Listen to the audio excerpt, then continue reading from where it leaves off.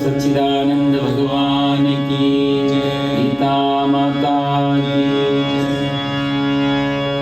श्री कृष्ण गोविंद हरे मुरारे, हे नाथ नारायण वासुदेवा। श्री कृष्ण गोविंद हरे मुरारे, हे नाथ नारायण वासुदेवा। हे नाथ नारायण वासुदेवा, हे नाथ नारायण वासुदेवा। हे नाथ नारायण वासुदेवा, हे नाथ नारायण वासुदेवा। हे नाथ नारायण वासुदेवा। श्री कृष्ण गोविंद हरे मुरारे, हे नाथ नारायण वासुदेवा। श्री कृष्ण गोविंद हरे मुरारे, हे नाथ नारायण वासुदेवा। श्री कृष्ण गोविंद हरे मुरारे, हे नाथ नारायण वासुदेवा। श्री कृष्ण गोविंद हरे मुरारे, हे नाथ नारायण वासुदेवा। हे नाथ नारायण वासुदेवा, हे नाथ नारायण वासुदेवा।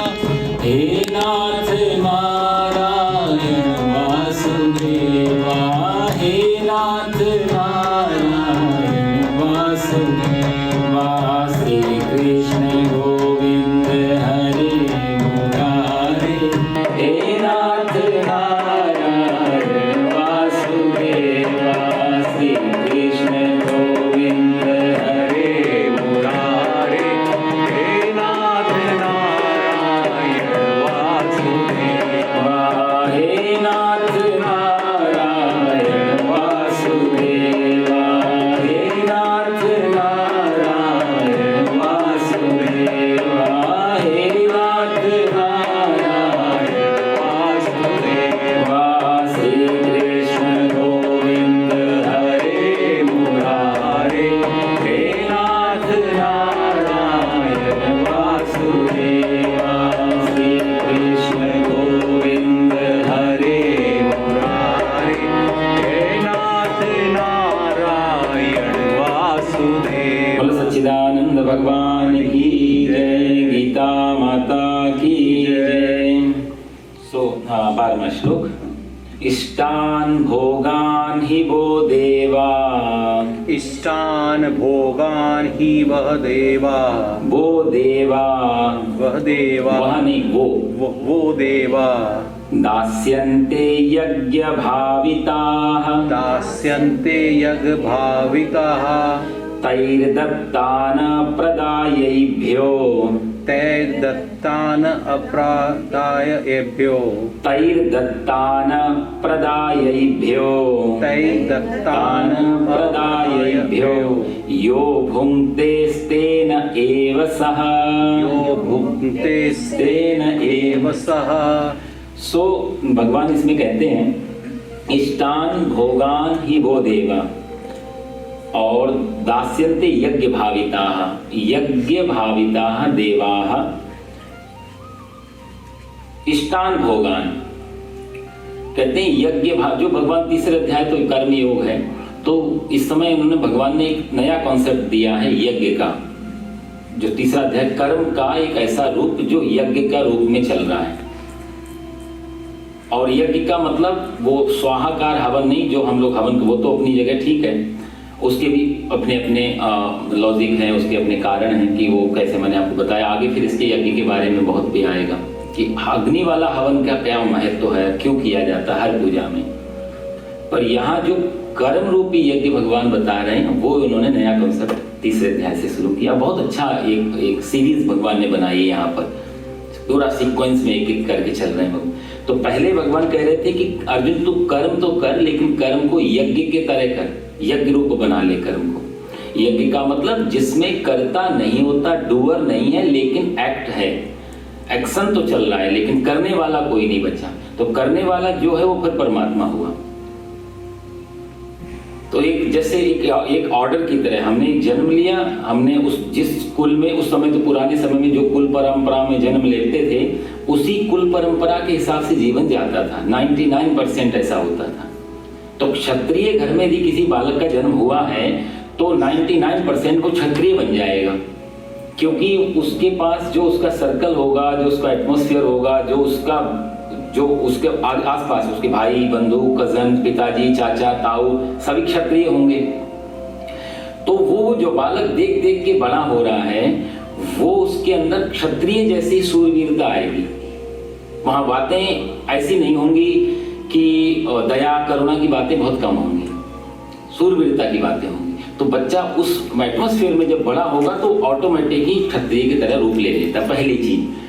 दूसरा एक और भी इसमें गहरा सिद्धांत था उस समय तक जब सृष्टि का नियम था, बन रहे थे, कि क्षत्रिय के घर में 99% वही आत्मा आती थी जो क्षत्रिय से संबंधित है आत्मा। तो किसी सूरवीर को यदि पैदा होना है, कोई राजपूत को, कोई सैनिक को, किसी वीर पुरुष को यदि पैदा होना है, तो वो आत्मा हमेशा गर्भ ऐसा खोजेगी जिस घर में उसको वैसा ही वातावरण मिले। और कई बार बहुत कम चूक होती, प्रकृति से चूक नहीं होती, किसी और कारण से कुछ ऐसे गणित अलग बैठ जाते हैं, नहीं तो 99, जैसे महावीर जैन धर्म की मैं बात कर रहा था कि जैन धर्म में 24 तीर्थंकर हैं, आपकी 24 के 24 क्षत्रिय घर में पैदा हुए, लेकिन एक भी क्षत्रिय नहीं बन पाया, सारे के सारे ब्राह्मण बन गए। विश्वामित्र क्षत्रिय घर में पैदा हुए लेकिन क्षत्रिय नहीं रह पाए, ब्राह्मण की तरफ चले गए। परशुराम ब्राह्मण घर में पैदा हुए लेकिन ब्राह्मण नहीं हो पाए, वो क्षत्रिय हो गए। तो ऐसा कभी कभी अपवाद के रूप में कभी होता है, लेकिन सृष्टि अपने नियम से चलती कि आत्मा, जैसे सिकंदर को जन्म लेना हो अभी, तो कोई आमतौर से कर, या फिर किसी बहुत बुरे आदमी को, जैसे कि चंगेज खान वापस आ जाए, हिटलर वापस आ जाए, तैमूरलंग वापस आ जाए, लेनिन वापस आ जाए, ऐसी आत्माओं को गर्भ खोजने में बड़ी दिक्कत होती है क्योंकि उतना क्रूर वातावरण चाहिए। अब हिटलर जैसी आत्मा कोई ब्राह्मण के घर में जन्म ले नहीं पाएगी, यदि जन्म ले भी लिया तो जी नहीं पाएगी, मर जाएगी जल्दी, क्यों? उसको ऐसा एटमॉस्फेयर, लाखों करोड़ों की मौत का जो जिम्मेदार आदमी है, जिसको बिल्कुल दया नहीं आई, भट्टी में को झोंक देता था, वो हम पढ़ते तो अभी भी लगता कि इतने क्रूर लोग भी थे इस प्रति। तो ऐसी आत्मा किसी शुद्ध घर में, अच्छी घर में तो आ ही नहीं सकते। तो ये आत्मा भी अपने अपने हिसाब से जन्म खोजते। तो ब्राह्मण के घर में ब्राह्मण की आत्मा, क्षत्रिय के घर में क्षत्रिय की आत्मा, वैश्य के घर में वैश्य की आत्मा, और ये परंपरा चलती थी पहले, इसलिए बहुत ज्यादा चिंता करने की जरूरत नहीं होती। तो बड़े होते होते होते हो तो भगवान वही अर्जुन को याद दिला रहे हैं कि तू क्षत्रिय घर में पैदा हुआ, क्षत्रिय तू है भी शुद्ध रूप से, तो ब्राह्मण तो नहीं है कि विश्वामित्र जैसा रॉन्ग नंबर तो लगा नहीं तेरे साथ। तू ब्राह्मण बनने की कोशिश भी कभी नहीं की तूने जीवन में। तूने क्षत्रिय घर में, तुझे तो चिड़िया की आंख दिखाई देती थी और चिड़िया की आंख से क्षत्रिय को दिखाई देती, इतना सटीक निशान।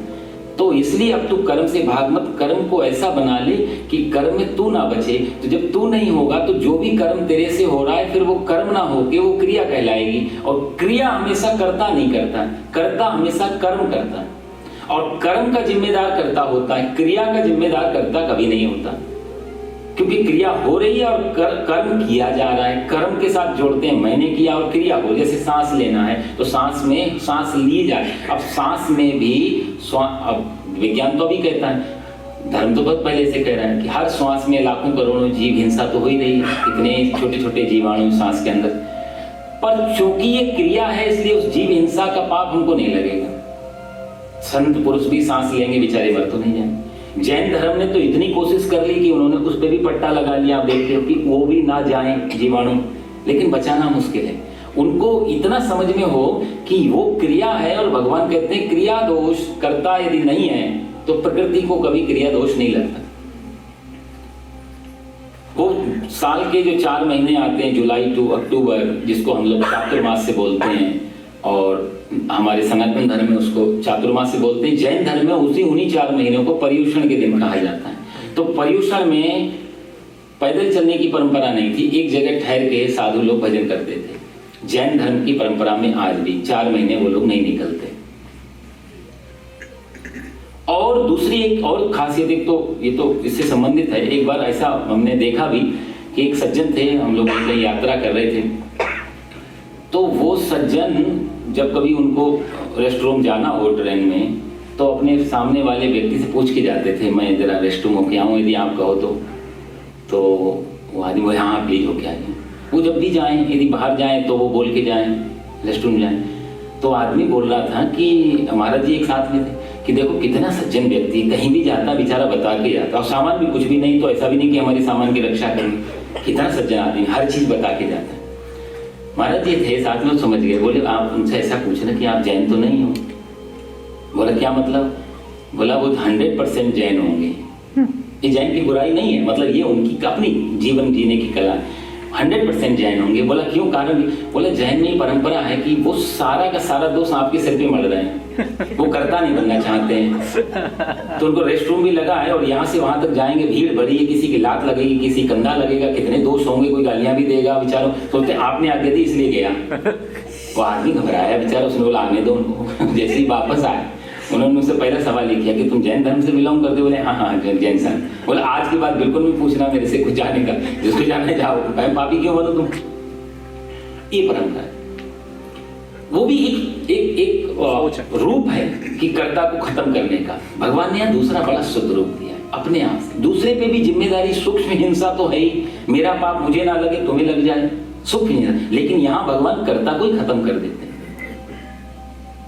ये उससे भी गहरी चिंतना है जैन से। यहां कोई दोषी नहीं रहता, क्योंकि जहां दूसरा भी है तो मैं तो मौजूद रहा ही ना वहां पे। तो इसलिए भगवान जो यज्ञ की जो ये धारणा दी 3 अध्याय में, ये अद्भुत है बिल्कुल। ये सबको सुनने लायक है, ये मनुष्य मात्र के लिए, कि कर्म कैसा हो और कर्म फल से कैसे बचाए। तो भगवान जो पहले कह रहे थे तदर्थम कर्म कौन्तेय, 9वें श्लोक में, यज्ञात् कर्मणो नेत्र लोकोयम कर्म, कि कर्म यदि अपने मैं के हिसाब से किया जाएगा तो वही बंधन कारण होगा, और यदि वो तू के हिसाब से कर दिया जाएगा तो फिर तदर्थम कर्म कौन्तेय, हे प्रभु आपने मेरे को इस परंपरा में जन्म दिया है, आपकी वजह से, आपकी कृपा से मैंने क्षत्रिय कुल में जन्म लिया, तो मेरा कर्म है चूंकि जो क्षत्रिय धर्म का पालन करना, स्वधर्मे निधनम श्रेय, मेरा अपना धर्म में मर जाना भी श्रेष्ठ है, लेकिन धर्म छोड़ के नहीं जाऊं। तो तदर्थम, मैं अपने लिए नहीं कर रहा हूं, राज्य मिलेगा या मृत्यु मिलेगी, तो या तो मैं वीर गति को चला जाऊं और या राज्य भोगूं। तो ये युद्ध जो कर्म की वजह से जो परिणाम आएगा, वो परिणाम भी तेरा ही होगा। तो मेरे को न राज्य की कामना है, न स्वर्ग की कामना। यदि आदमी ये भी सोच ले कि ये तो मैं इसलिए करूंगा कि मर गया तो सीधा स्वर्ग मिलेगा, जैसे दूसरे धर्मों में है, भैया तुम मर भी गए, अपने धर्म में तो 72 हो रहे हैं और पता नहीं क्या क्या बना के रखा, वो भी एक लालच तो है ही। तो यहाँ इतना भी नहीं है कि मोटे कुछ भी नहीं है, लेकिन भगवान कहते हैं कि तू मरा तो स्वर्ग जाएगा, जीता तो हतो वा प्राप्स्यसि स्वर्गम और जित्वा वा भोक्ष्यसे महीम। मर गया तो स्वर्ग, और जित्वा जीत गया तो भोक्ष्यसे महीम, इस पृथ्वी का तो अपना सुख भोगेगा। लेकिन कामना तुझे दोनों फ्रंट पे नहीं रखनी, मिलेगा बिना मांगे मिलेगा, लेकिन तूने यदि रख लिया तब फिर वो युद्ध क्रिया नहीं रही, फिर वो युद्ध कर्म हो गया, क्योंकि तू कर्म कर रहा है किसी, और कर्म के पीछे हमेशा एक लक्ष्य जुड़ा हो, क्रिया के पीछे लक्ष्य खत्म रहता है।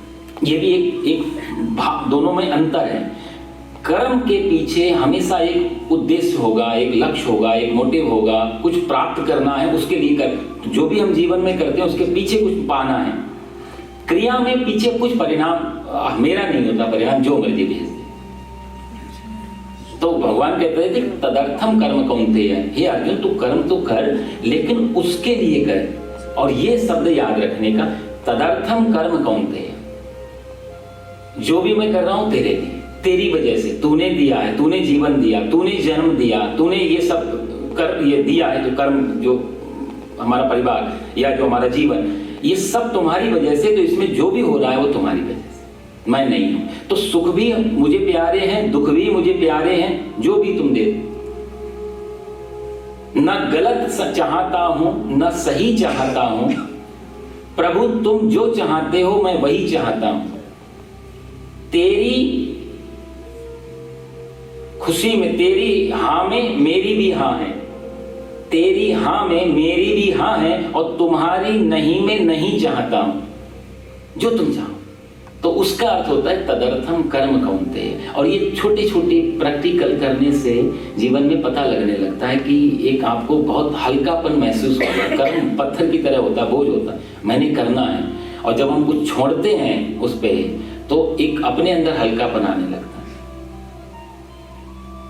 बहुत आदमी रेस्टलेस फील करेगा यदि कर्म का बोझ होगा, मैंने करना, और जब लगता नहीं हो जाए तो बहुत बंद हो, कर्म बंधन जैसी हटा तो आदमी फ्री हो गया। अब संतों को कोई चिंता नहीं होती। जो मिले, कभी वो कहते ना वहवारी मौज फकीरांदी, कभी तो खावे चना चबेना, कभी तो खीर मिल गई, कभी पूड़ी मिल गई, कभी चना, कभी कुछ भी मिल जाए, और कभी तो गली अहीरांदी, वहवारे मौज फकीर। मंग तंग के टुकड़े खावे, चाल चले हैं अमीरादी, वहवारे मौज फकीर। कभी तो ओढ़े साल दुसाले, और कभी तो गुदरिया चीरांदी, कभी तो गुदरिया मिल गई, गुदरिया भी फटे पुराने कपड़े। तो उनको कुछ विरोध नहीं है। कभी शाल कोई उड़ा के चला गया तो भी उसको धन्यवाद नहीं दे रहे हैं, अपना मौज में। कोई चोर आया साल लेके भाग गया तो भी शांति से, तूने दी तूने ली, मेरा तो था ही नहीं कुछ। तो उनके जब विरोध होता है तो समझ, जिसका हम विरोध करते हैं उसको महत्व देते हैं। एक तो ये निश्चित हो गया, चाहे वो कोई भी सही, पर एक पर्सन भी, यदि किसी की बुराई मेरे को परेशान कर रही है, इसका मतलब मेरी नजर में उस आदमी का महत्व है, तभी तो मेरी उसके शब्द मेरे लिए हिट कर रहे हैं। यदि मैं उसका महत्व खत्म, बुराई को खत्म करने की जगह और बंदे को खत्म करने की जगह उस बंदे का जो महत्व है मेरे दिमाग में, यदि वो खत्म कर दिया जाए तो फिर जो मर्जी बकता रहे। एक बच्चा सर पे लात मारता है, हमें बुरा नहीं लगता, कोई बच्चे को हमारे लिए महत्व नहीं देते। तो जिसको महत्व दिया उसकी हर चीज, उसकी तारीफ भी बहुत हमको खुशी देगी, और उसकी निंदा, उसकी बुराई भी जो हमारे प्रति कर रहा है वो भी महत्व।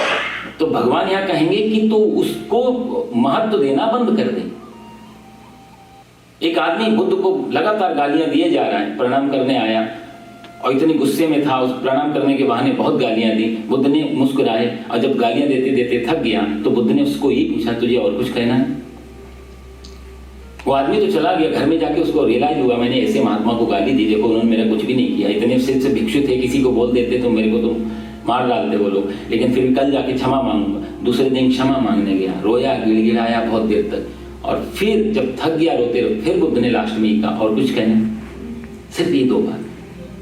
आनंद ने पूछा कि कल ये गालियां दे रहा है, आप कहते और कुछ कहना, आज ये क्षमा मांग रहा है, आप कहते और कुछ कहना, मतलब क्या? बुद्ध कहते हैं कल ये इतने गुस्से में था कि बहुत कुछ कहना चाहता था, वाणी असमर्थ थी, 2-4 गालियों के माध्यम से उसने उसको रिलीज किया। क्रोध में था, गुस्से में था, घृणा में था, ईर्ष्या में था मेरे से, तो वो कुछ कहने का भाव, कुछ तो कहना चाहता था, वो घृणा कुछ कहना चाहती थी, वो ईर्ष्या, आदमी बुरा नहीं, इसके अंदर घृणा थी, वो कुछ कहना चाहती थी, तो गालियों से प्रकट हो रही थी, घृणा है, ईर्ष्या है, जेलसी। आज वो इतने पश्चाताप में है, तो आज भी वो कुछ क्षमा, कुछ कहना चाहती है उसकी वाणी, तो फिर रो रहा है, वाणी मौन है, शब्द नहीं है इसके पास में, कहना चाहती। तो इसलिए मैंने उससे कल पूछा और कुछ कहना, और आज भी पूछा।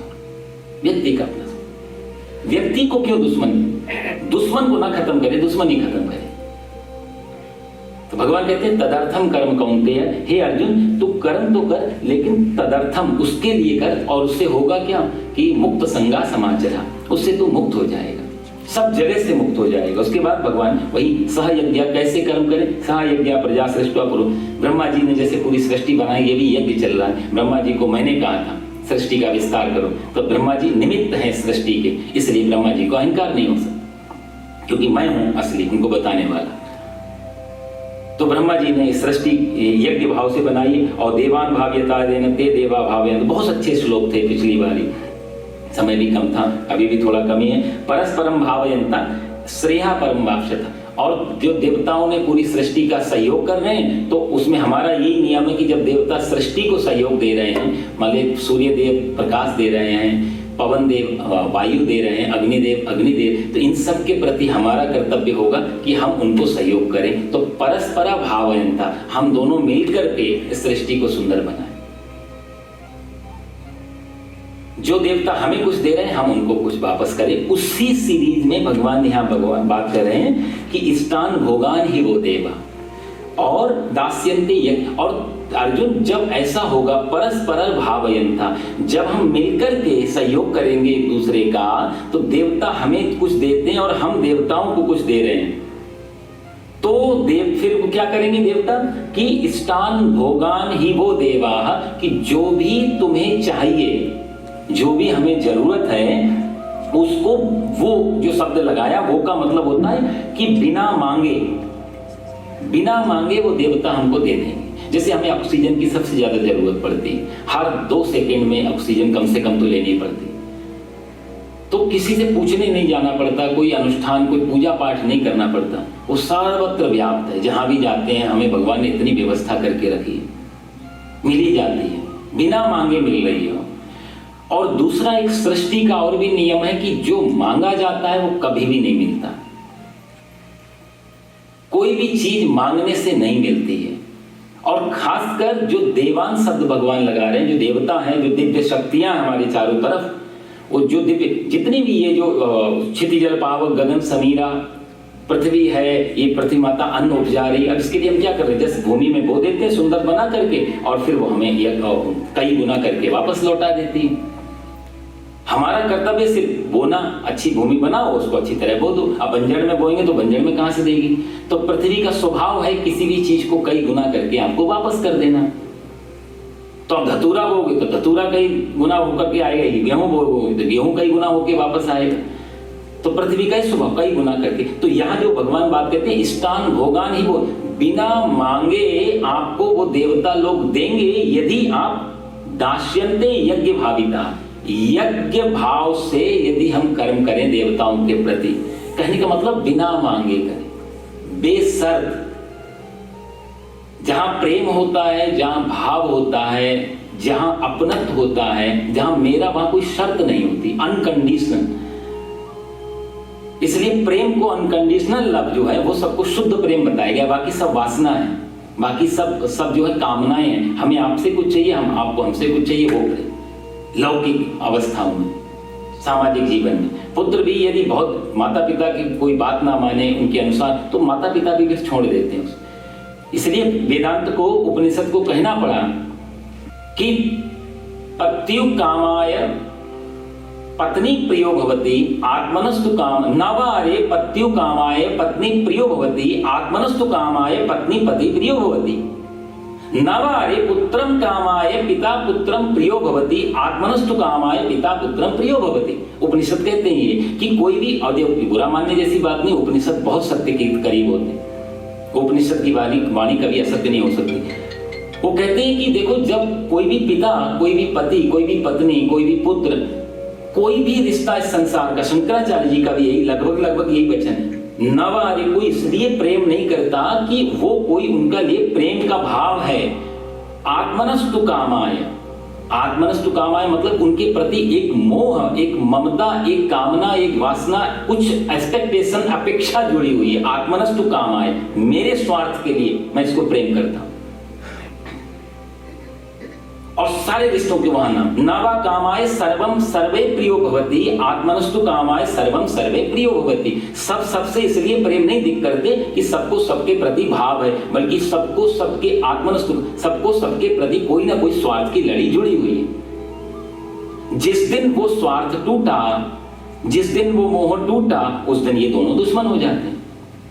तो इसलिए भगवान कहते हैं यज्ञ भाविता, यदि यज्ञ भाव से कोई कर्म किया जाए तो फिर वो जो देवता लोग हैं वो फिर अपने आप ही देते हैं, मांगना फिर नहीं पड़ता। और जितना मांगा जाएगा साहब उतना ही नहीं मिल, और खासकर देवताओं से तो बिल्कुल नहीं मिलता।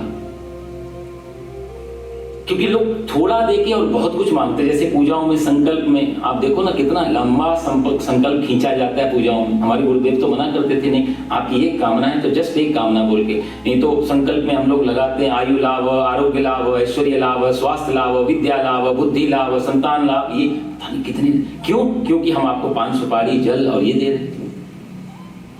इतना लंबा संकल्प, देवता भी कंफ्यूज हो जाते हैं, भैया तुम्हें इतनी सारी चीजें तो नहीं चाहिए तुम्हारा नारियल,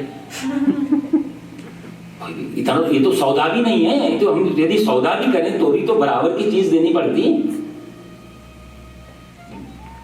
तो देवता बिना मांगे तो देवता और मांगने से देवता नहीं देते। भागती फिरती थी दुनिया जब तलब करते थे हम, और जब से तलब छोड़ी हमने ये बेकरार आने को है। ये दुनिया का भी यही, जिसके पीछे आप भागेंगे, जिसके पीछे हम लग जाएंगे, वो आदमी उतना ही दूर हो जाएगा। और जैसी तलब छोड़ी, जैसी उसके चाह छोड़ते हैं आप, ये साइकोलॉजी भी है, जिसको महत्व देना बंद वो पीछे आने लगता है। किसी अभी कल ही मैं कहीं पढ़ रहा था कोई एक पोस्ट में, वो कहते हैं कि लोग कितने स्वार्थी जीवन में हो जाते हैं कि छोटे लोगों के हाथ पकड़ने की जगह बड़े लोगों का पैर पकड़ना उनको अच्छा लगता है आगे बढ़ने के लिए। छोटों के हाथ की बजाय बड़ों के पैर उनको। तो बिना मांगे ये देवता देते हैं, जो मांगेंगे वो कभी पूरा नहीं होगा और पूरा जीवन भी। मांग कर लाए थे 4 दिन उम्रे दराज से, मांग कर लाए थे 4 दिन उम्रे दराज से, 2 आरजू में कट गए 2 इंतजार में। जीवन ऐसे खत्म हो जाता है जो जो मांगा जाता है, और कुछ हाथ लगता नहीं, क्योंकि अतृप्त आत्मा है। आज यदि एक कामना पूरी हुई, कल दूसरी कामना पैदा हो जाएगी। मांगने में ये है, जिम प्रति लाभ लोभ अधिकाई। तुलसीदास जी कहते हैं जैसे जैसे लाभ बढ़ता है, हमने एक चीज मांगी यदि वो पूरी हो गई तो तुरंत एक दूसरी कामना जन्म लेगी मन में कि यदि ये पूरी हो गई तो ये भी पूरी होनी चाहिए। जिम प्रति लाभ लोभ अधिकाई। वैसे लोभ, जैसे लाभ बढ़ेगा तो लाभ से लोभ बढ़ता है, ये दोनों एक दूसरे से जुड़े हुए हैं। लाभ की कामना है तो लोभ की कामना अंदर आ ही जाएगी। इस बड़े बड़े जो एम्पायर खड़े हैं, बड़े बड़े जो बिजनेस खड़े हैं, इनमें यही है कि लाभ बढ़ा तो लोभ बढ़ा, लाभ बढ़ा तो लोभ बढ़ा, और बड़े एम्पायर खड़े। तो भगवान कहते हैं कि बिना मांगे फिर वो दे देंगे, लेकिन सिर्फ यज्ञ भाविता। जो भगवान शब्द देते हैं कि तुम अपना काम यज्ञ भाव से कर लो। यज्ञ भाव से करने से ही देवता लोग देने लगे, वो मजबूर हो जाएंगे देने के लिए, उनका स्वभाव है फिर देना। बाइबल में हम लोग पढ़ते थे, कई बार बाइबल पढ़ी मैंने, उसमें भी आप देखो तो एक उसमें आता है कि जीसस भी कहते हैं मैथ्यू 6:33 में कि seek the first kingdom of God. पहले तुम सिर्फ प्रभु को, राज्य को खोजो, सिर्फ प्रभु को पाओ, बाकी जो भी बचेगा। First the kingdom of God and his righteousness. और उसका परिणाम क्या होगा? बोला and all these will be added to you. जो मांगोगे वो फिर तुम्हारे अपने आप मिल जाएगा। लेकिन पहले जिस प्रभु के राज्य की बात जीसस बाइबल में कर रहे हैं, उसी की बात भगवान कहते हैं इष्टान भोगानि दास्यन्ते यज्ञ। तुम सिर्फ यज्ञ भाव से कर्म करो अपना, वो देवता सारा कुछ जो यहाँ कहते हैं कि all these will be added to you, वो सब कुछ मिलेगा। यहाँ भगवान कहते हैं कि इष्टान भोगानि वो तुम्हें बिना मांगे सारी चीजें दे देंगे। जहां जीसस किंगडम ऑफ गॉड कहते हैं, वहीं भगवान उसको देवा या दिव्य शक्तियां की बात करते। लगभग आप देखेंगे ना तो कई बार गीता का अर्थ का एक श्लोक का एक अर्थ जो है वो कई बार बाइबल का पूरा चैप्टर में मिल जाए। पूरी सूरा पढ़ो तो एक श्लोक का अर्थ मिलता है पूरा वहां। कभी कभी कुरान में मिलता है, कभी कभी धम्मपद में मिलता है। गीता का कोई भी शास्त्र आप खोज के देखो, जहां तक मैंने पढ़ाई अध्ययन किया हरिद्वार में, और गीता का जब अध्ययन किया तो ऐसा कोई भी चीज नहीं मिली किसी भी धर्म ग्रंथ में जिसका जड़ रूट यहाँ गीता से ना जुड़ी हो। और मजे की बात कि आधी किताब खत्म हो गई सिर्फ एक श्लोक पे, धर्म ग्रंथ हो। 5000 साल सबसे प्राचीन किताब, आधुनिक जितने धर्म है पृथ्वी पे सबसे प्राचीन है ये, 5500 साल पुराने भगवान ने कही है। और आज सब उसी का लगभग सारे धर्मों ने ट्रांसलेशन किया अपने अपने हिसाब से। तो भगवान कहते हैं कि तै दत्तान प्रदायेभ्यो, फिर वो बाकी सब आपको तै दत्तान, वो सब कुछ उन देवताओं को ते दत्तान प्रदायेभ्यो, वो सब दी हुई सामग्री को दूसरे की सेवा में लगाएं भुंगते सास्ते। और अगले भगवान कहते हैं कि जो आपको, अच्छा फिर पहले में कहा कि आप यज्ञ भावना से कर्म करते हैं तो देवता आपको बिना मांगे देते हैं, और देवता जो देते हैं आपको उस दिए हुए में से तैर दत्तान प्रदायभ्यो, फिर से आप उनको उसी चीज में लगाते हैं। पहले हमने कुछ अच्छा किया, उसका अच्छा परिणाम आया, फिर जो अच्छा परिणाम आया उसको फिर से हमने अच्छे के लिए लगा दिया, तो ये और भी बढ़ेगा। जैसे कसिनो हम लोग जाते, कोई, मैं तो उतना नहीं जाता भैया, लेकिन लोग निकाला $10 का लगाया, 20 आया तो फिर वो 20 लगाया, 40, ऐसा गणित बिठाते हैं लोग अपना अपना। धर्म में ये गणित पैसा है कि अच्छा करने गए और अच्छे का परिणाम परमात्मा ने और अच्छा करके दिया, तो फिर चुप रुक नहीं जाना, फिर उससे और अच्छा बढ़ाना। तैर्दत्तान प्रदायभ्यो, उसको और आगे बढ़ाओ, और जितना हम उसको और बढ़ाएंगे उतना फिर और भी बढ़ेगा। ये जीवन का नियम है, सृष्टि का नियम है। रोक के रखने से, देखो साहब, कुएं से पानी निकालना बंद कर दो। हम लोग खेत में जाते थे जब छोटे में, तो प्यास लगती थी, घर पे आए, एक दिन पूछा पिताजी से कि यहाँ कुआं है, उसमें से निकाल लेते, बाल्टी रस्सी तो हुई। पापा बोले नहीं, इसमें बहुत दिनों से पानी निकला नहीं, पानी पीने लायक नहीं है, ये कई वर्षों से नहीं। तो समझ में आता है कि कई वर्षों से यदि कुएं से पानी निकालना बंद कर दिया जाए तो वो पानी पीने योग्य नहीं रहता, वो पानी सड़ान पैदा करता है, वो जहर हो जाता है। और ये हर चीज जिसको हम संभाल के रख लेते हैं वो चीज बासी हो जाती है। एक रोटी को हम बासी इसलिए तो बोलते हैं रात को रख ली गई, दूसरे दिन खाने योग्य, भोग लगाने योग्य नहीं रहते। जिस चीज का प्रभाव रोक लिया जाएगा, यदि पानी आ रहा है, प्रभाव रोक लिया तो पानी बढ़ेगा, और जितना इतना ऊंचा तो बाद में कभी कुछ थोड़ा बहुत तो आपको रिलीज करना पड़ेगा, नहीं तो बाढ़ लाएगा, फ्लड लाएगा, तूफान लाएगा। कोई भी चीज यदि रोक ली जाए, वो शक्ति, सामर्थ्य, धन सब कुछ आ जाता है इसमें। तो यहां कहते हैं रोको मत, जाने दो। तैर्दत्तान प्रदायभ्यो, फिर जो जो जो आपको देवता देंगे वही आप उनको वापस करो, फिर से सृष्टि में लगाओ। और जो व्यक्ति ऐसा नहीं करता, लास्ट वचन में भगवान कहते हैं यो भुंक्ते स्तेन एव सा, जो ऐसा नहीं करता अर्जुन वो चोर है। यहां भगवान ने सीधी, माधवाचार्य जी हमारे बहुत अच्छे एक महासंत हुए भारत में, उन्होंने कहा गीता पर रिसर्च करके, जो भी मेरे को तो याद नहीं है, लेकिन वो कहते हैं कि गीता यदि ढंग से पढ़ो तो भगवान ने 108 गालियां दी हैं इसमें। सीधी सीधी गाली, भाई चोर है, गाली तो है। जो आदमी आगे नहीं बढ़ाता चीजों को, जो संभाल के रख लेता अपने लिए, वो चोर है। स्तेन शब्द जो है ना, स्तेन बोलते हैं चोर के लिए। यो भुंक्ते स्तेन एव सा, जो उपभोग उस चीज जो मिला है उसका उपयोग नहीं करता, उपभोग करता है। यहाँ देखो सब भुंक्ते शब्द दिया है। भुंक्ते का मतलब होता है उपभोग करना।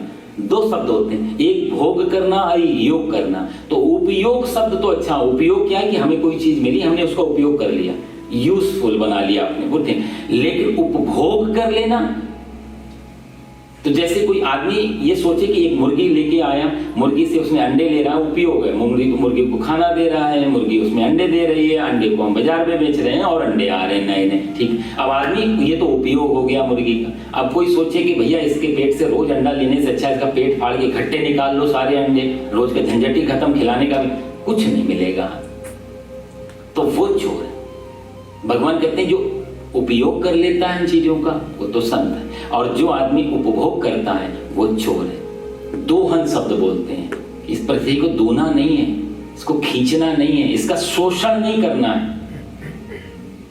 उपयोग करना है पृथ्वी का, जो भी प्रकृति है, जो भी हमें मिला हुआ। तो यो भुंक्ते स्तेन एव सा, जो इसका उपयोग नहीं करता, उपभोग करता है, वो अर्जुन वो चोर है। एक बाइबल में एक और भी लाइन मैं पढ़ रहा था, कहते हैं whoever he had, जो भी तुम्हारे पास है, तो वो कहते हैं कि will be given more, whoever he have will be given, जिसके पास है उसको और भी दिया जाएगा। और जिससे होगा क्या, he and he will be abundant, वो और भी बड़ा बनेगा। और जिसके पास, अगली लाइन में जीसस कहते हैं कि whoever doesn't have, जिसके पास नहीं है, और उसकी even what he has, उसके पास जो भी है उसको भी कहते हैं will be taken away from him, और जो उसके पास जितना बचा है उतना भी छीन लिया जाएगा। जो भी बचाने, जीवन में हम जो जो बचाने की कोशिश करेंगे वो एक दिन छीन ही लिया जाएगा, क्योंकि हमारे यहाँ कहते हैं खाली हाथ आए थे, खाली।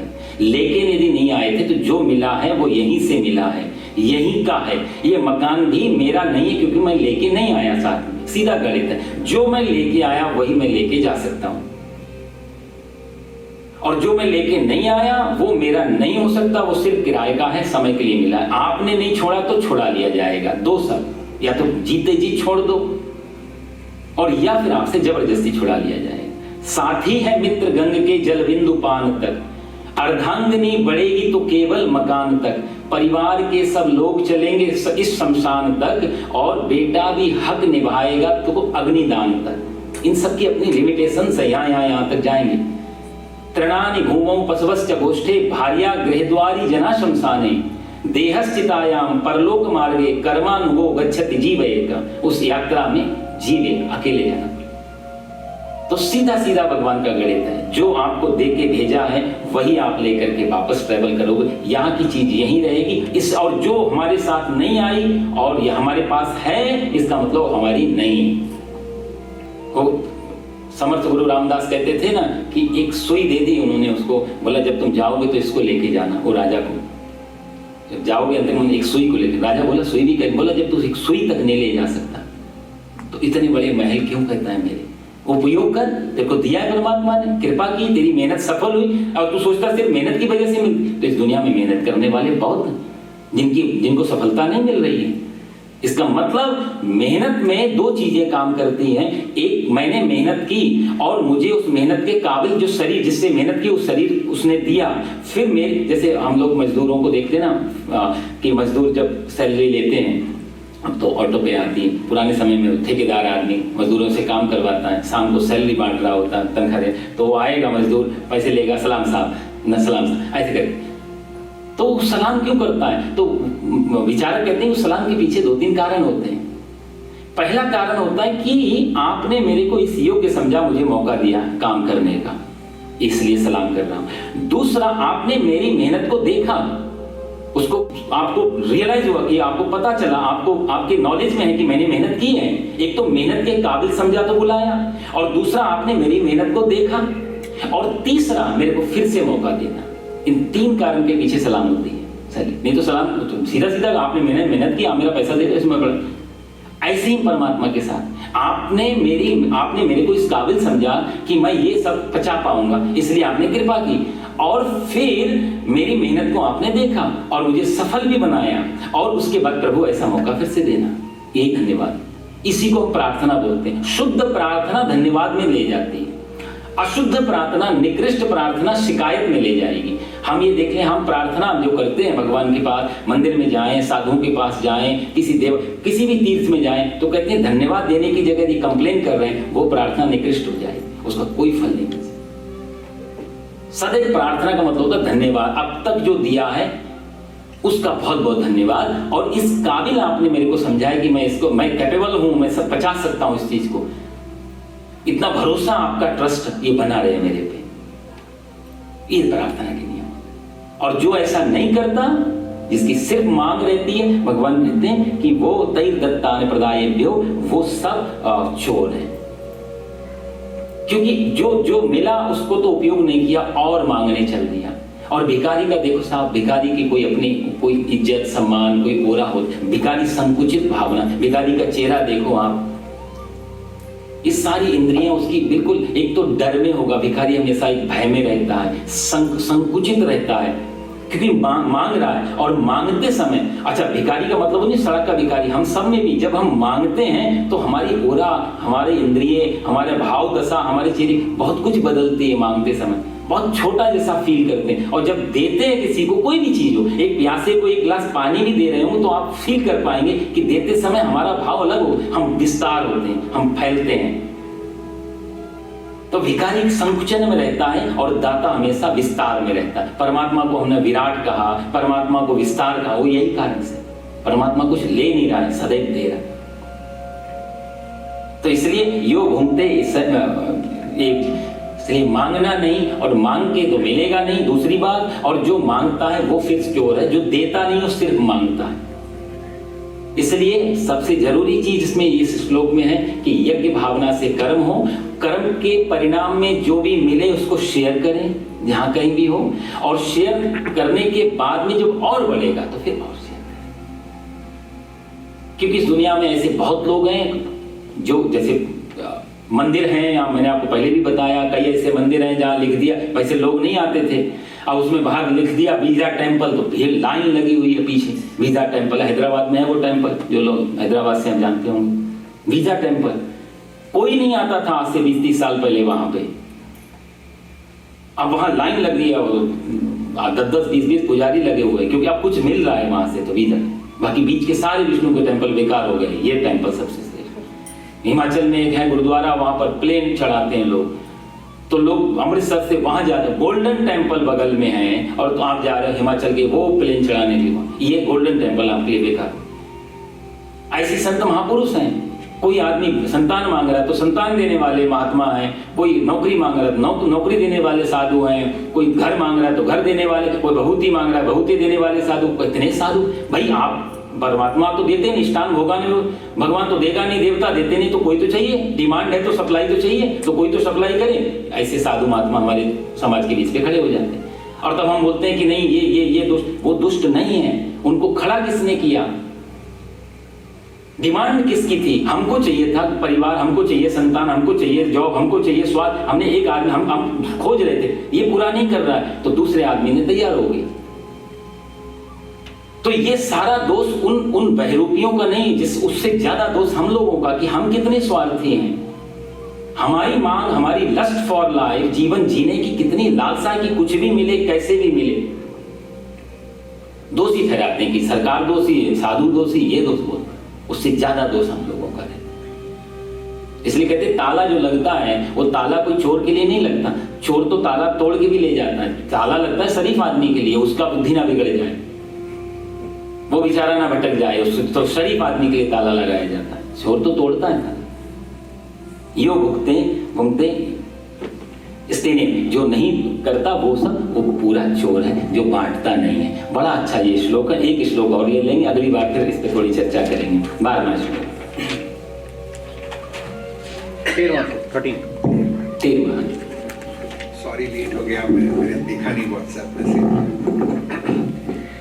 यज्ञ शिष्टाशिनः सन्तो, यज्ञ शिष्ट आशीन संतः, मुच्यन्ते सर्वकिल्बिषैः, मुच्यन्ते सर्वकिल्बिषैः, भुञ्जते ते त्वघं पापा, भुञ्जते ते तु अंग पापा, ये पचन्त्यात्मकारणात्, यहाँ भगवान फिर वही पुरानी बात दोहरा रहे हैं कि जब आपको जब मिल जाए इष्टान भोगानि वो देवा, जो हम देवताओं के प्रति करते हैं, और देवता खुश होकर के हमें जब देते हैं, तो उससे हम फिर और ज्यादा करें। और जो कर रहे हैं यज्ञ शिष्टाशिनः सन्तो, जो हम कर रहे हैं उससे फिर जो और परिणाम आ रहे हैं, तो मतलब ये माला चलती रहे, बढ़ता रहे, यदि ज्यादा आए तो ज्यादा दिया, कम आया तो कम दिया। पुराने समय में देखो हमारे यहाँ सनातन धर्म में क्या, मैं तो देखता हूँ हर धर्म में लगभग, क्रिश्चियनिटी में भी एक शब्द है, उसका मेरे को नाम ध्यान नहीं, पर 10% देने की वहां बात की है जीसस ने, पता नहीं क्या बोलते हैं उसको। इस्लाम में भी सब जो 5 उनके स्तंभ हैं, 5 जो उनकी मुख्य धाराएं हैं इस्लाम की, उसमें जो नमाज है, उसमें जो हज है, तो उसमें भी तीसरे नंबर पे आता है जकात। और जकात भी 3 प्रकार का होता है, जकात है, सदका है, सदका जारिया है, कि जो आपके पास है उसका 10वां हिस्सा आप निकालो समाज के लिए। और सदका में भी ऐसे आता है, जो बहुत ही ज्यादा आपका भले 10% निकल गया और फिर भी बचाओ, कोई बहुत मजबूर व्यक्ति आ गया तो उसको फिर भी दे दो कुछ, सदका। और सदका जारिया जो बीमार आदि है, नल कुआं बनवाना, नल लगवाना, ऐसे जो सामाजिक कार्य हैं, और यदि ऐसे हो रहे तो उसमें आप बिना कैलकुलेशन की सहयोग करो। 3 धाराएं उसमें भी निकली। हर धर्म ने लगभग कहा कि अपना जो भी हिस्सा है उसमें से 10% सबने बात की। अपने यहाँ भी कहा है, न्यायोपार्जित वित्तेन दशमांशेन धीमता, न्याय पूर्वक कमाई का अन्याय पूर्वक की बात ही नहीं कर रहे हैं, उसका तो बहुत परसेंट लगेगा। न्यायोपार्जित वित्तेन, जो भी वित्त आ रहा है, जो भी धन आया, न्यायोपार्जित, न्याय से जो उपार्जन किया, ऐसे धन का दशमांशेन धीमता, 10वां भाग दान कर देना चाहिए। और दान समाज कल्याण, देश कल्याण, जो भी हमारे आसपास का जो चल रहा है उसमें जो समय नीड है, जो जरूरत है, उसमें दे देना। 90% पर हमारा पूर्ण अधिकार होता है, 90% के हम मालिक होते हैं। उसमें हम कह सकते हैं हाँ हमने मेहनत की और ये हमारे पास। और वो कोई भी चीज का, वो सिर्फ धन का ही दान नहीं बोला। यदि शक्तिमान है तो 10% शक्ति धर्म कर्म में लगाई जाए। बहुत ज्यादा अन्न आदि घर में पुराने समय में लोग अन्न स्टोर कर लेते थे, तो जो भी अन्न, यदि हम अन्नदाता हैं, बड़े अन्न है हमारे पास, तो 10% अन्न का। अब देखो साहब, ये तो यदि किसी भी चीज को स्टोर कर लिया जाए, वो तो आजकल क्राइम, आपसे किसी भी चीज का स्टोरेज नहीं बना सकते, बाहर रिसेशन आ जाए इसकी वजह से। चाणक्य ने हजारों साल पहले कह दिया कि पैसा यदि मार्केट में रहेगा, बाजार में जितना पैसा उतरेगा उतना ही अच्छा है मार्केट के लिए।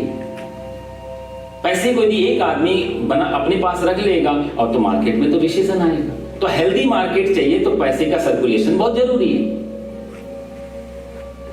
कैपिटलिज्म कंट्री में यही तो मुश्किल होती है, इसलिए बार बार रिसेशन आता है, क्योंकि जिसके पास है उसके पास बहुत है, जिसके पास नहीं उसके पास बिल्कुल नहीं, मुश्किल हो जाती है। तो कैपिटलिज्म के विरोध में थे चाणक्य। वो चाहते थे छोटे से छोटा, पुराने समय में जब हम लोग पढ़ते थे, समाजवाद का मतलब क्या होता था? खेत में ले गए, वहां देखा इतने सारे पौधे खड़े हुए हैं, तो सबसे ढूंढो सबसे छोटा पौधा कौन सा है, साहब ये सबसे छोटा पौधा है, तो क्या करो, समाजवाद उस समय का, जो ये कांग्रेसी समाजवाद बोलो इसे शायद, कहते अच्छा इतना है, बाकी सब पौधों को काट के इसके बराबर कर दो। ये कांग्रेसी समाजवाद था। कृष्ण का समाजवाद क्या है, जो यहाँ भगवान बात कह रहे हैं, वो कहते हैं वहां जाके देखा सबसे बड़ा पौधा कौन सा, बोला ये है, बोला बाकी पौधों को इतना खिलाओ पिलाओ कि इसके बराबर हो जाए। ये कृष्ण का समाजवाद। ये अंतर है दोनों। काम तो दोनों में, मेहनत तो दोनों में लगाएंगे, लेकिन किसके साथ मेहनत की जा रही है? यज्ञ शिष्टा सिन्हा संत, जिसके जो भी यज्ञ से बच जाए, जो भी संत शब्द है, संत कौन है? यज्ञ शिष्टा सिन्हा संत, यज्ञ जो कर्तव्य किया उससे जो बचा। पुराने समय में जैसे माताएं भोजन बनाती थी, तो उस भोजन में पहली रोटी गाय को निकल गई, फिर थोड़ा सा वो अग्नि चूल्हा जल रहा है, थोड़ा उसमें भी चीनी बीनी रख के अपना उसमें दे दिया, फिर घर के मुखिया को, अतिथि को खिला दिया। कोई ढूंढ, पुराने समय में तो लोग अतिथि ढूंढ लेते थे, भैया आप प्लीज भोजन करो, कई लोग ऐसे होते थे। स्वामी अखंडानंद सरस्वती जी का मैं एक बार प्रवचन सुन रहा था, बहुत अच्छा लगा मेरे को सुन। अखंडानंद जी बहुत भारत के करपात्री महाराज की तरह बहुत विद्वान और महापुरुष रहे भारत के। स्वामी अखंडानंद सरस्वती जी कहते, देखो हम जहाँ पैदा हुए, अपने गांव की घटना बताते कि हमारे पड़ोस में एक आदमी, जो एक परिवार था, उनका नियम था कि रोज एक दिन भोजन जरूर किसी न किसी अनजान व्यक्ति को लाके खिलाना, कहीं से भी ढूंढ के लाते थे और अपने नाम और फिर भोजन करते। जो भी घर में बना है, जो भी है से भोजन। एक दिन ऐसा हुआ, कोई मेहमान घर में आए और बरसात चल रही थी, तो कुछ भोजन तो, अन्न तो था, तो स्वामी अखंडानंद जी कहते घर में लकड़ी नहीं थी चूल्हा जलाने के लिए। अब इस आदमी ने सोचा कि भूखा तो यजमान को नहीं सुलाऊंगा, मेहमान को, पता नहीं परमात्मा किस रूप में चला आया, क्या करे। तो जिस चारपाई पे सो रहे, उस चारपाई के पैर जला दिया उन्होंने भोजन बनाने के लिए, और पैर जला करके उसको भोजन कराया। अखंडानंद जी ने बोला वो घटना मेरे जीवन को परिवर्तित कर गई कि आदमी इतना हिम्मती हो सकता है कि घर में कुछ भी नहीं है लेकिन राजा है, ये कितना बड़ा शहंशाह है, ये बड़े बड़े अमीरों को बड़ा अमीर है यार, अपनी चारपाई। हम लोग अक्सर जो देते हैं वो देते हैं या तो हमारे किसी काम का नहीं है, या जो हमारे किसी यूज में नहीं, हम शायद हो अच्छा नहीं देने से तो अच्छा है, शायद आपके काम का नहीं हो तो किसी का और के काम आ जाए तो बुरा तो नहीं है, लेकिन वो दान उतना श्रेष्ठ नहीं जो अर्जुन कृष्ण कहते हैं। श्रेष्ठ दान तो वो है जो मेरी सबसे प्रिय चीज है, वो प्रिय चीज दे देना किसी को, जो भी हमको बहुत अच्छी लगती। कोई भोजन में बहुत सुंदर भोजन लग रहा है, पहले बोले खिलाए फिर खाओ। और आप देखेंगे कि जब भी हम अपनी प्रिय चीज को दे करके, क्योंकि वो आदमी का, जो अखंडानंद जी ने पूछा कि तुमने चारपाई क्यों जला दी, तो आदमी ने ये कहा किसी आदमी, और जब स्वयं भूखा सोया बेचारा उसे, क्योंकि अन्न जो बना उस डंडा जलाने से 1000 रुपए पर उतना ही भोजन बन पाया कि आदमी का पेट भर। उसने बोला कि दूसरे को भोजन कराने के बाद भोजन करना ये तो सामान्य घटना है, नियम है, और नियम का पालन करने में कोई पुण्य नहीं मिलता, दोष लगता है नियम का पालन नहीं। हमारे घर में कोई अतिथि आया और हमने उसको पहले भोजन कराया, उसके बाद हमने भोजन किया, ये परंपरा थी, तो इसमें कोई पुण्य नहीं मिलेगा। लेकिन इसमें यदि हमने पहले भोजन कर लिया और अतिथि को बाद में, यज्ञ शिष्टासिनासंतो, यज्ञ से बचा हुआ मतलब जो हमने बनाया और उसमें से जो बचा वो अतिथि को दिया, पहले स्वयं खाया, वो पाप है। लेकिन यज्ञ के पहले उसको खिलाया और फिर हमने खाया, इसमें कोई पुण्य नहीं मिलेगा। ये सामान्य है, ये होना ही चाहिए। जैसे हमारे इधर यदि लेफ्ट चलना है तो लेफ्ट चलने में कोई आपको क्रेडिट पैसा नहीं मिलेगा कि सरकार आपने बड़े नियम से, लेकिन गलत साइड चलने से दंड अवश्य मिलेगा। यही भाव। एक आदमी आए, माता जी कहे, वो आदमी हमसे कह रहा था कि कथा में थे कि पंडित जी हम 5 कन्याओं का भोजन रोज कराते हैं। तो मैंने कहा कितना अच्छा आपका विचार है, हमको प्रेरणा मिलनी चाहिए, आप थोड़ा माइक पे बताओ, ऐसा शायद 2-4 लोग और भी प्रेरणा बने। आप तो पत्नी बोली नहीं छोड़ो पंडित जी, 5 बेटियां हमारी हैं घर में, खिलाएंगे नहीं तो कहाँ जाएंगे। ऐसे ऐसे दिव्य महापुरुष भी मिलते हैं।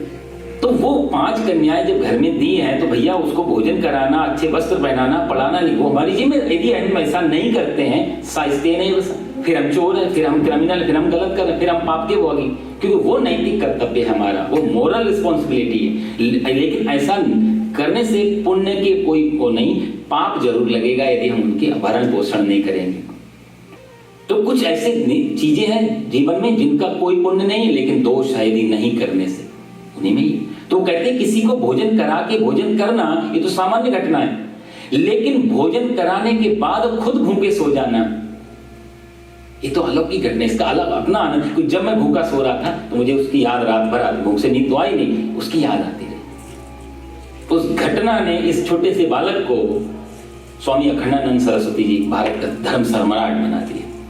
तो इसलिए कहते सत्संग सुनते रहना चाहिए। उसमें ये नहीं कि इतने महीने से, इतने साल से सुन रहे हैं, बदल नहीं रहा जीवन, एप्लीकेबल नहीं हो पा रहा है, सुन तो लेते हैं अच्छा लगता है, लेकिन ऐसा जरूरी कितनी चीजें हम सुन तो लेते हैं, अखबार पढ़ लेते हैं, टीवी देख लेते हैं, पिक्चर देख लेते, दुनिया भर की निंदा चुगली सब कुछ तो कर लेते हैं, थोड़ा ये भी कर ले, लेकिन इसका मतलब किसी न किसी क्षण में जरूर जीवन परिवर्तन हो जाए। इसलिए कहते हैं जो सत्संगति है, सत्संग है, ये सब ऐसी चीजें हैं कि इनको तो जीवन का पार्ट बना के चलना चाहिए। ये जीवन का 10 मानसिक, ये जीवन का जो मिला हुआ जीवन है उसका एक हिस्सा जो आप इसमें दे रहे हैं, ये भी 10 मानसिक। तो यज्ञ शिष्टासिना संतो, यज्ञ से जो भी बच जाए उसमें से संतो, वो संत है जो यज्ञ शिष्टा खिला करके जो खाता है, बचे हुए को जो खाता है। यज्ञ शिष्टा, यज्ञ का मतलब वही हवन नहीं, आप नहीं तो हवन से सामग्री बचेगी, सामग्री थोड़ा खाएंगे हम। यदि कई लोग यज्ञ का अर्थ हवन से ले जाते हैं, वो यहाँ बिल्कुल तुरंत यहाँ से पता लग जाएगा भगवान क्या कहना चाहते हैं। यज्ञ से बचा हुआ जो कुछ है वो फिर योग मुच्यन्ते सर्व किल्विषय ही, किल्विष का अर्थ होता है पाप, उस सारे किल्विष जो भी पाप है उनको समन करता है। जो भी बचता है यज्ञ से, बहुत सारा धन आया और यदि धन में पूरी मेहनत नहीं है लेकिन उसका कुछ हिस्सा निकाल दिया अच्छे कामों के लिए, तो वो जो धन बचा उसके जो दोष हैं वो दोष खत्म हो जाएंगे, वो पाप खत्म हो जाएंगे। और जो भुंजते ते त्वघम पापा, अगली भगवान कितनी बात कह रहे हैं, भुंजते ते त्वघम पापा, जो लोग ये पचन्त्यात्म, जो लोग भोजन करते हैं या भोजन पकाते हैं घर में, और जो लोग खाते हैं, ते पचन्त्यात्म कारणात्, वो जो अपने लिए भोजन पका के खाना, मतलब उनका पीछे उद्देश्य होता है मेरे लिए भोजन बन रहा है, और ऐसा जो भाव से भोजन खाता है, ते त्वघम पापा, त्व मतलब अघम का अर्थ होता है पाप, भुंजते ते त्वघम पापा, वो कौन क्या खा रहे हैं वो समझ, भोजन नहीं खा रहे हैं, त्वघम पापा, वो अपने ही पाप को, अपने ही दोष को खा रहे हैं। कितनी सुंदर भगवान ने व्याख्या की है। अपने यज्ञ, अपने जीवन में जो आनंद मिला, देखो साहब सीधी सीधी बात है, जो भी हमारे पास आएगा और उसको हम बांटेंगे वो बढ़ेगा। ये जीवन का सीधा सीधा नियम है। और जो भी बांटेंगे वो उतना ही बढ़ेगा।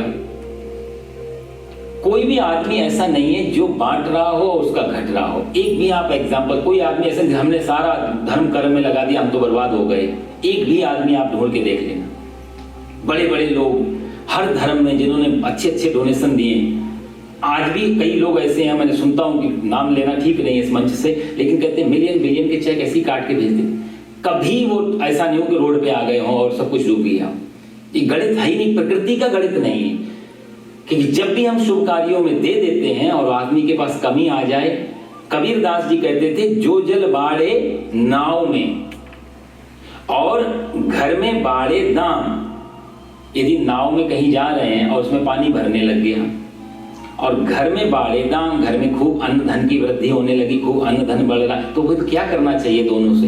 बोले दोनों हाथ उलीचिए, यही सयानों का। बुद्धिमानी तो इसी में, दोनों हाथ से निकालो। नाव में पानी भर गया, दोनों हाथ से बाहर फेंको, बच सकते हैं। पानी बाहर निकल जाएगा, नाव डूबने से बच जाए। और घर में वाले, घर में खूब अन्न धन की वृद्धि हो रही, बढ़ाते चले जाओ। कई लोग ऐसे हैं जिनका 12, 13, 15, 14 सालें हो गई, जिनकी हमेशा मैं पूजा करने जाता, उससे मैं पूछता हूँ कभी कभी स्किप भी बोला नहीं पंडित जी, जब से पूजा शुरू की है ऐसा फील होता है जैसे हमारा बिजनेस भी बढ़ रहा है, नौकरी भी चल रही, मन को बड़ा अच्छा लगता है, साल भर अच्छा फील करते हैं। इस बहाने 100-200 लोग भी आके वो घर में भोजन कर लेते हैं, अन्न शुद्ध घर में आके हमारे बैठे, वातावरण शुद्ध घर का, पूजा पाठ संग घंटी बज गई तो एक पूरा एटमोस्फेयर। और फिर जो हमारा धन है हम सोचते कुछ तो निकल, हालांकि वो ऑलरेडी बहुत बड़ी चैरिटी करते हैं, नाम लेना ठीक नहीं, इस मंदिर के लिए भी उन्होंने बहुत अच्छा सहयोग दिए हैं, पूछते भी रहते हैं फोन करके, पंडित जी जब भी कुछ चाहिए हमें बताना। और उनके मुख से कभी शिकायत नहीं सुनी कि हमारे पास में थोड़ा इस साल बजट गड़बड़ है या कुछ पैसा नहीं। हमेशा उनको ये फील होता है कि जब से ये शुरू किया है 2012 से, तब से हमारे यहाँ कई वृद्धि हुई है। 12 से पहला कैलकुलेशन, आपका कैलकुलेशन। तो ये इसलिए नहीं, खुश करने के लिए, ये भगवान का कहना ही है कि यज्ञ शिष्टा सिना संतो, यदि बढ़ाएं, जो बांटेंगे आनंद बांटेंगे, आनंद बढ़ेगा। हम लोग जब देखो दुख में होते हैं, दुख में हम लोग सिकुड़ते हैं। जब आदमी बहुत दुखी होगा, पीड़ा में होगा, परेशान होगा, तो आदमी एकांत चाहेगा, भाई कोई आए नहीं, कोई मिले नहीं। फॉर्मल लाइफ में यहाँ तो ज्यादा ही ऐसा हो गया, आदमी बीमार, अब डॉक्टर खुद कभी नहीं बताएंगे हम बीमार हैं, नहीं बेचारों को मुश्किल हो जाती। तो चुपचाप से हम, एक डॉक्टर साहब हमारे जान पहचान के, तो वो जब भी हॉस्पिटल जाते हैं अपनी कुछ तो बता के जाते हैं कि हम रेस्टोरेंट जा रहे हैं, कुछ और करने जा रहे हैं, पता नहीं कहाँ घूमने में। शर्म आती है उनको बेचारों कि हम बीमार हैं, कैसे बता सकते हैं।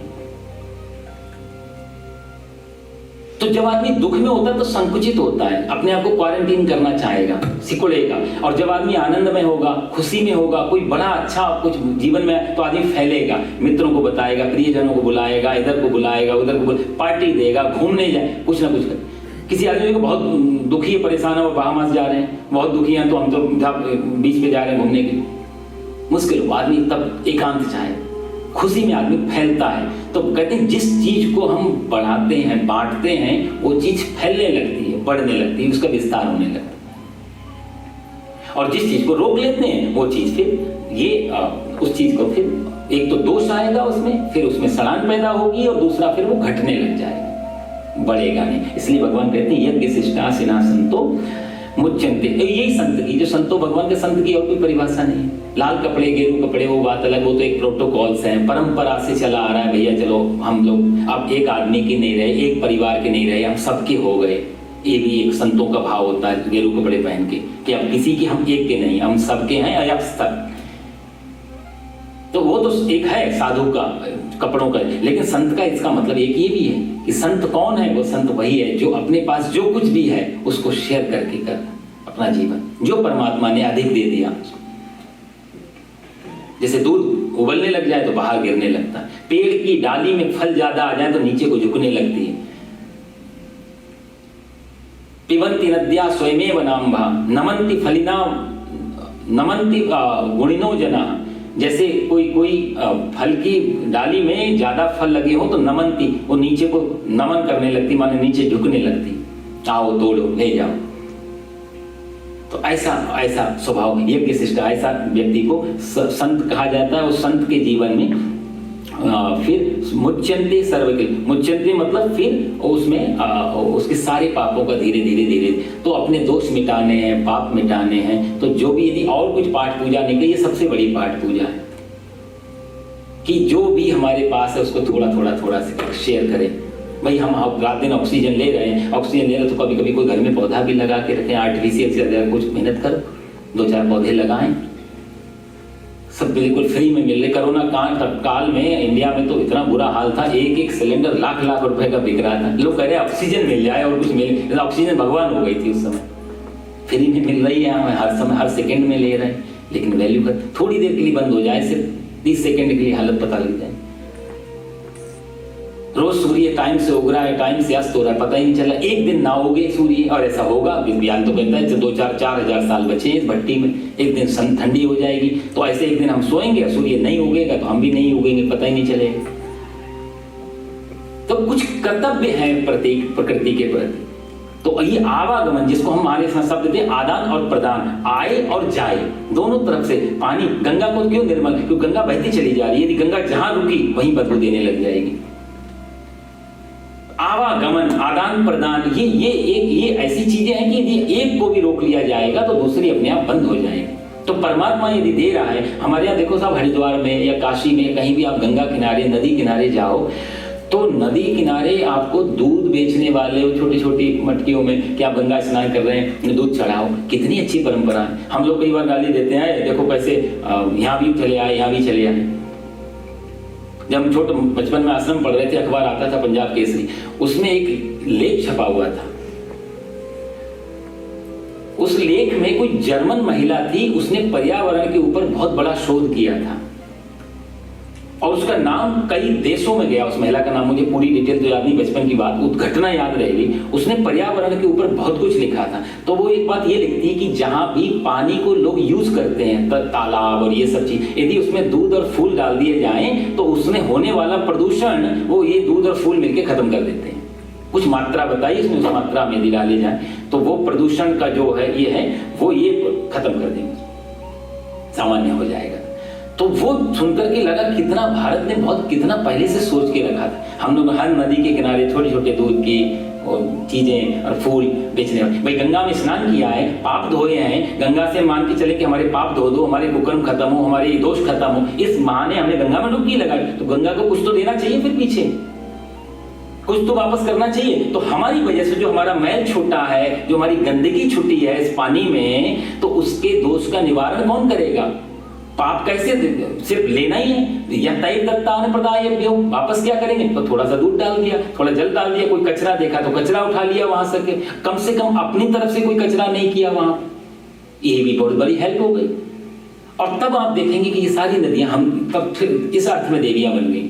हमने नदियों को देवी कहा, हमने पृथ्वी को देवी कहा, समुद्र वसने देवी पर्वत स्तन मंडले विष्णु पत्नी नमस्तुभ्यम पाद स्पर्शम, उठते हमने जिसको छूते हैं विष्णु पत्नी नमस्तुभ्यम, हे पृथ्वी माता विष्णु की पत्नी भारिया, हम आपके ऊपर पैर रखने जा रहे हैं, क्षमा करना। कितना भाव था, जिससे भी कुछ ये अच्छा, यही स्वाभिमान है, फ्री का नहीं। हम देवताओं से भी नहीं मांग, हमारे यज्ञ के ऋषि कहते हैं अग्नि मीले, ऋग्वेद में कहते हैं कि देवता हम तुमसे फ्री में कुछ नहीं लेंगे, यदि हम तुमसे कुछ लेंगे तो वापस तुम्हें देंगे। ये स्वाभिमान है, हम भिखारी नहीं हैं, हमें भगवान। और ऋग्वेद का तो मंत्र है अयम हस्तो भगवान, ये ऋग्वेद का बहुत फेमस मंत्र, ये मेरे हाथ जो है ये भगवान है, इनसे दिया तो करके खाएंगे, मेहनत करके खाएंगे, दूसरे का क्यों नजर रखनी, तुमको दृष्टि रखनी, फ्री का बिल्कुल नहीं खाएंगे। तो देवताओं से भी मांग कर नहीं खाएंगे, हम देवताओं को देंगे पहले, फिर देवता जो वापस उससे भी हिस्सा निकाल के फिर।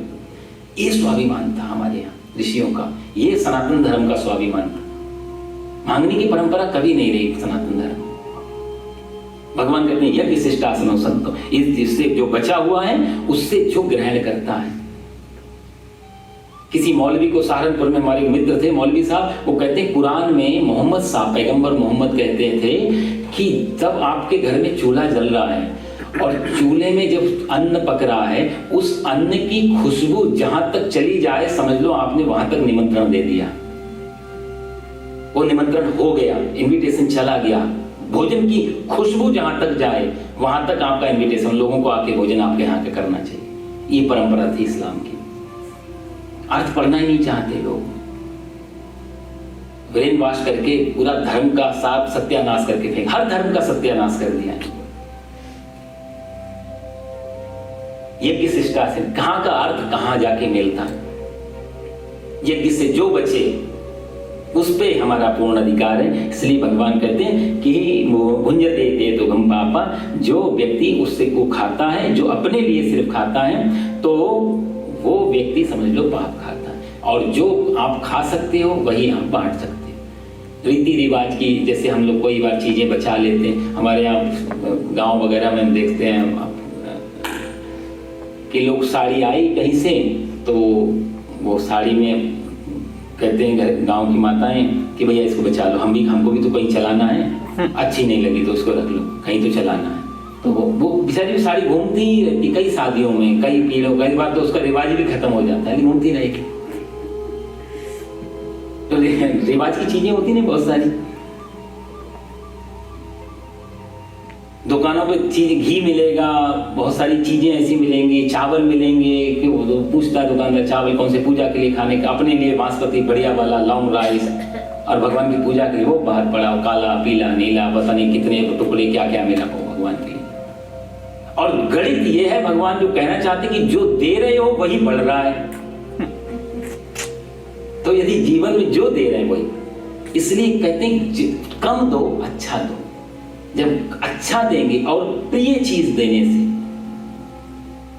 बिना मांगे बिना दिए परमात्मा नहीं देगा। एक घटना छोटी सी बता के मैं विश्राम दूं। आप सुदामा जी की कथा, ये तो मैं भागवत में भी आपको सुनाऊंगा, बहुत अच्छी लगती मेरे को वो घटना। सुदामा जी से भगवान कई बार कह चुके तो क्या खा रहे हो, सुदामा ने नहीं बताया, वो चने खाते समय दांत किटकिटा रहे हैं ठंड से, आप सब लोग जाते हैं कहानी। भगवान ने कई बार कहा ये ब्राह्मण मेरा मित्र है बेचारा, एक बार तो सच भी बोल के खा लेगा तो कम से कम मेरे अवेयर तो रहेगी कि मुझे मालूम था तूने खाया, चोरी तो नहीं कहलाएगी ना।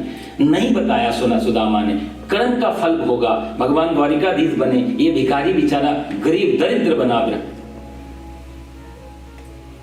पत्नी ने सुशीला ने याद दिलाया तुम्हारे मित्र द्वारिकाधीश हैं, तुम्हारा मित्र का मित्र को अवेयर करना कर्तव्य है, अवेयर करो जाकर के राजपाट कैसे चल रहा है, तुम ब्राह्मण हो, तुम्हारा काम है शिक्षा देना, ब्राह्मण के धन केवल शिक्षा, ब्राह्मण का धन क्या है शिक्षा देना, तुम जाओ अपना कर्तव्य पूरा करो। सुदामा गए, कृष्ण को सब घटना है, मीठी घटना जो मैं बताना चाह रहा हूं, भगवान रुक्मिणी और आपस में रुक्मिणी कहती कि इतना दरिद्र है और तुम द्वारिकाधीश कुछ तो दे दो। भगवान बोले यदि मैं बिना मांगे और बिना कुछ लिए इसको दे दूंगा तो ये उसको बचा नहीं पाएगा, कुछ तो इससे लेना पड़ेगा, कुछ तो आदान प्रदान होना चाहिए, कुछ दे दे और फिर मैं इसको दे दूंगा।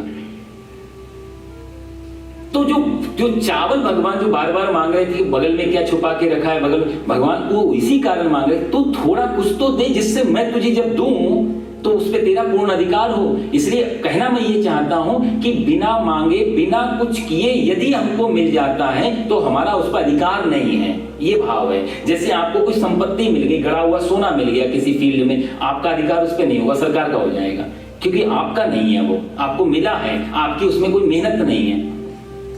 तो ऐसे ही जब बिना कुछ किए बिना कुछ दिए परमात्मा भी यदि दे दे तो भी उसको हमारा अधिकार नहीं। तो भगवान यही कह रहे थे रुक्मिणी, यदि मैं सुदामा से कुछ भी लिए बिना, और ये मेरा गणित है कि एक मुट्ठी के बदले मैं इसको क्या देता हूं, वो तो मेरा गणित है भाई।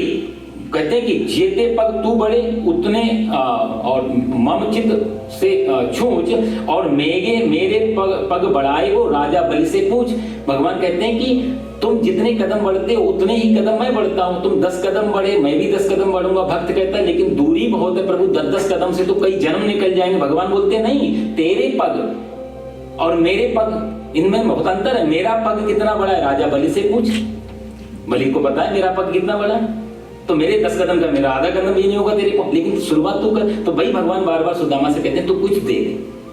वो छीन के जो पहली मुट्ठी ली पृथ्वी का साम्राज्य दे दिया, दूसरी मुट्ठी खाई स्वर्ग का साम्राज्य दे दिया, तीसरी मुट्ठी खा रहे रुक्मिणी बोली हमको भी उधर भेजना है क्या।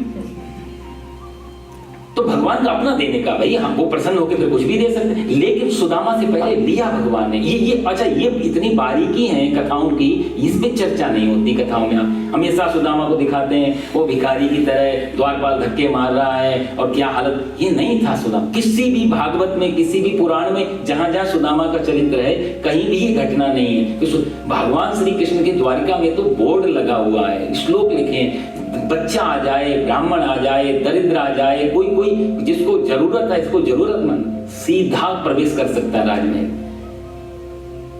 सुदामा के साथ इतना अपमान दिखाया और हम लोग एंटरटेन एंजॉय करते हैं। कम से कम कथा को तो छोड़े एंजॉय करने से, वो आनंद की चीज है, एंजॉय की चीज नहीं है। दुनिया में बहुत सारी मौज मस्ती की चीजें, कथा की मर्यादा को छोड़ेगा। तो भगवान ने जो लिया सुदामा से और फिर दिया, और जब उसने सुदामा जब वापस जाते हैं सुशीला से कहते हैं कि ये मेरा अधिकार नहीं, तुम आराम से खाओ, मैं तो भजन करूंगा। भगवान वहीं प्रकट होकर कहते हैं कि तुमसे पहले मैंने लिया, उसके बदले में तुम्हें दिया है, इसलिए इसमें कोई दोष नहीं है। ते पचंत्यात्म कारणात्, ये तुम्हारा पाप नहीं है, इसमें कोई दोष नहीं लगेगा, इसमें पहले तुमने दे दिया।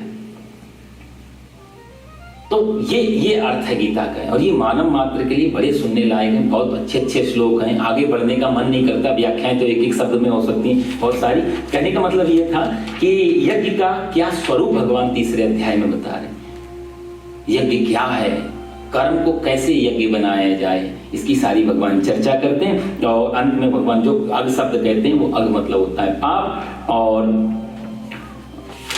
और बाकी भगवान ने कहा पचंत्यात्म कारण, अपने लिए कुछ भी करने से पहले दूसरे का ख्याल यदि रखा जाए। यदि हम भोजन कर रहे हैं तो भी दूसरे, अच्छा रोज नहीं कर सकते, कभी कभी, जैसे अभी भागवत कथा हो रही है, अब ये लाइव के माध्यम से भी जो लोग सुन रहे हैं, आगे सुनेंगे, उनसे भी मैं कहना चाहता, अब ये ऐसा बहाना है कि चलो भाई इसमें हम इकट्ठा तो रोज तो अतिथि नहीं बुला सकते किसी को घर पे, तो ऐसे बड़े बड़े जब प्रोग्राम होते तभी कुछ अन्नदान चला जाए अपने घर का। गुरुद्वारे में हर संडे को इतना बड़ा भोजन होता है, लंगर में कुछ दे दिया जाए, कहीं ना कहीं कर दो। रोज गाय की सेवा नहीं करते, भारत कभी गए, बड़ी गौशाला देखी, सही में कोई गौशाला चल रही है तो जाकर के थोड़ा खिलाओ पिलाओ। अब यदि उन्हीं को बोल दिया जाए तुम्हारा राहु बहुत खराब है, 7:30 ही चल रही, गाय को हरा चाह, तो भैया आदमी घुटने खिलाएगा जाकर के। दुख में सुमिरन सब करें, सुख में करे ना को। यदि सुख में सुमिरन करो तो फिर दुख काहे को, वही बात तो यहाँ कह रहे हैं भगवान।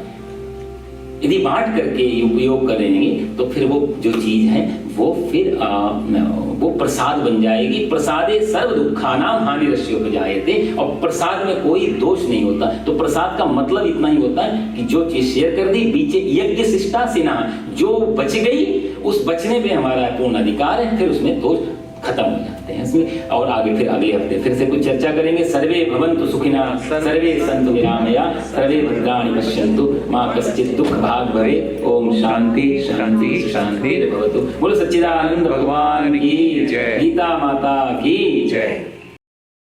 परित्राण